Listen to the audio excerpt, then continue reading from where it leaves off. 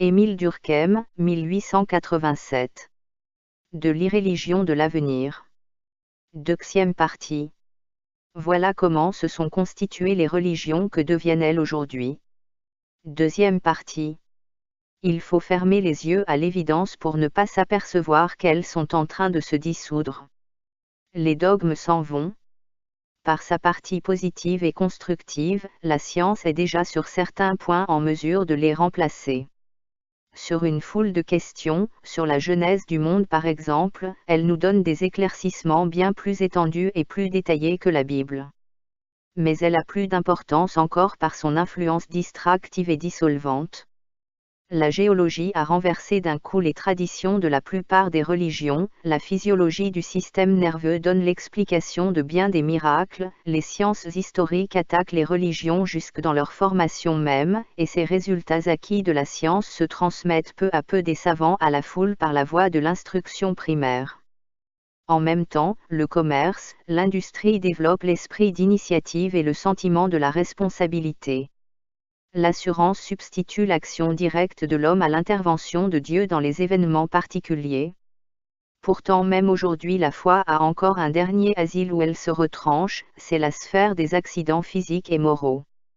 Là notre actuelle impuissance, et surtout une ignorance trop générale incline bien des esprits à chercher hors du monde l'espérance dont ils ont besoin. Mais les sciences, à mesure qu'elles progresseront et seront mieux connues, parviendront à déloger la foi de ce dernier poste, et la religion finira par disparaître ou tout au moins par se concentrer dans un petit nombre de fidèles. Sans doute, a-t-on dit, le dogme est insoutenable, pris à la lettre, mais pourquoi se tiendrait-on à l'expression littérale ? Les mots n'ont pas de sens par eux-mêmes, c'est à l'esprit à chercher l'idée, le texte le plus sacré a besoin d'être interprété. Malheureusement, une fois que le croyant eut été autorisé par Luther à interpréter, il fut vite induit à mettre sa propre pensée à la place de la pensée divine, et bientôt on ne vit plus que des symboles même dans les dogmes les plus essentiels, même dans le dogme de la révélation. Le Christ, les miracles ne font plus que figurer la divinité, et encore pourquoi Dieu lui-même ne serait-il pas un symbole ? Et on en est effectivement arrivé à ne voir en Dieu que l'idéal moral personnifié. N'est-il pas clair qu'une pareille doctrine n'est qu'une philosophie inconséquente et ne mérite pas le nom de religion ? Si le Christ n'est pas un Dieu, pourquoi le prier, pourquoi voir dans sa parole le dernier mot de la vérité ? Parce qu'il est un homme d'un genre extraordinaire. Mais il est contraire à la continuité historique et à la loi du progrès de voir dans un homme, même supérieur, l'expression de tous les siècles. Mais en dehors des dogmes, pris à la lettre ou interprétés symboliquement, il y a dans la religion quelque chose qui semble devoir résister davantage à la critique et maintenir la foi, c'est la morale. La morale s'est développée au sein de la religion qui lui a servi d'enveloppe protectrice, la nécessité de cette protection durera-t-elle toujours ? Pour répondre à la question, l'auteur analyse avec soin tous les éléments de la morale religieuse. Il en distingue deux essentiels, le respect et l'amour. Mais le respect, tel que l'enseigne la religion, n'est qu'une forme de la crainte, ce n'est pas la vénération de l'idéal, c'est la peur de la vengeance divine. Or la crainte est un sentiment pathologique qui n'a rien de moral. Quant à l'amour, les religions l'ont corrompu en le réclamant tout entier pour Dieu. Cet amour mystique détache l'homme du monde et de lui-même, le rend indifférent à tout ce qui l'entoure et finit dans le désenchantement et dans le dégoût. Ce qui remplace aujourd'hui cet amour contemplatif et inerte, c'est l'amour actif et vivant de la famille, de la patrie, de l'humanité, de l'idéal. Pour ce qui est de la prière, ce grand adjuvant de la morale religieuse, rien ne démontre qu'elle soit indispensable. L'action tiendra lieu de la prière par amour et par charité, et l'extase où l'esprit s'abîme dans une exaltation stérile sera avantageusement remplacée par la méditation et la réflexion philosophique. Il n'y a donc rien dans la religion qui semble pouvoir échapper à la décomposition qui la travaille. Mais, à défaut de valeur intrinsèque, peut-être se maintiendra-t-elle, parce qu'elle est nécessaire à un certain nombre d'esprits. On a soutenu en effet que les intelligences supérieures pouvaient seules se passer de religion, mais qu'il n'en était pas de même ni du peuple, ni de l'enfant, ni de la femme. M. Guyot a consacré à la réfutation de cette thèse 3 chapitres, la religion et l'irréligion chez le peuple, chez l'enfant, chez la femme, qu'il est difficile d'analyser, mais qui sont d'un piquant intérêt. On déclare que sans les religions la question sociale emportera les peuples. Mais n'est-il pas étrange de faire ainsi de Dieu un moyen de sauver le capitaliste? S'il y a une question sociale, qu'on l'étudie. On a dit aussi que la religion était la sauvegarde de la moralité populaire, mais la plus grande religiosité peut très bien s'allier avec les plus grands crimes. Ce sont souvent les pays les plus catholiques qui fournissent le plus de criminels.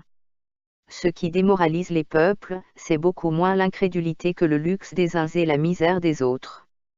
La religion consolide les mœurs au moyen de la foi, mais ne les crée pas.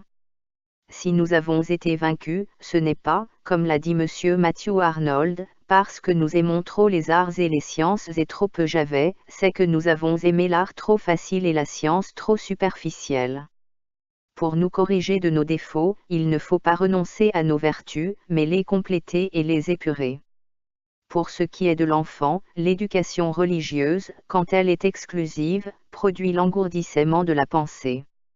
Elle habitue l'esprit au respect aveugle pour les traditions et à l'obéissance passive, et une fois que le cerveau de l'enfant a pris ce moule, il n'est plus aisé de le briser ni même de le rendre plus flexible et plus large.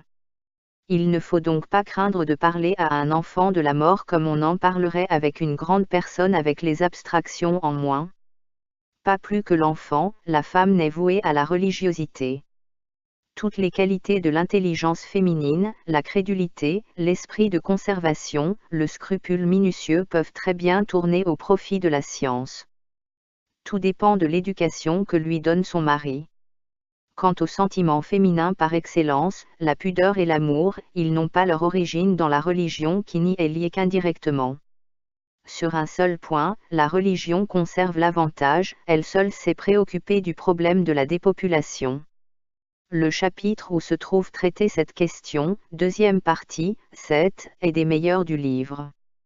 Après avoir dénoncé tout ce qu'il y a d'étroit et de superficiel dans le malthusianisme théorique, M. Guyot cherche d'où provient notre croissante infécondité et il montre que les causes en sont surtout morales. On croit que le meilleur moyen de faire le bonheur d'un enfant est de lui donner une fortune, on ne comprend pas qu'il vaudrait beaucoup mieux lui fournir les moyens d'en gagner une, que les hommes sont d'autant plus heureux qu'ils sont plus occupés, que la richesse qui dispense de l'action est l'ennemi du bonheur. Or jusqu'ici la religion seule a combattu les doctrines et les pratiques malthusiennes. La morale laïque et la politique se sont désintéressées de la question, quoique vitale. Il faut mettre fin à cette négligence et agir. On dispose pour cela de plusieurs moyens. Il y a d'abord la législation. On pourrait réformer la loi sur les devoirs filiaux, afin de mieux protéger les parents contre l'ingratitude des enfants, la loi sur les successions afin de dégréver autant que possible tout héritage qui doit se partager entre un grand nombre d'enfants, la loi sur le service militaire de manière à favoriser les familles nombreuses. Enfin et surtout il faudrait agir par la voie de l'éducation, ouvrir aux esprits et aux ambitions des horizons nouveaux. Toutes les fois qu'une sphère d'action illimitée s'ouvre devant une race, elle ne restreint plus le nombre de ses enfants.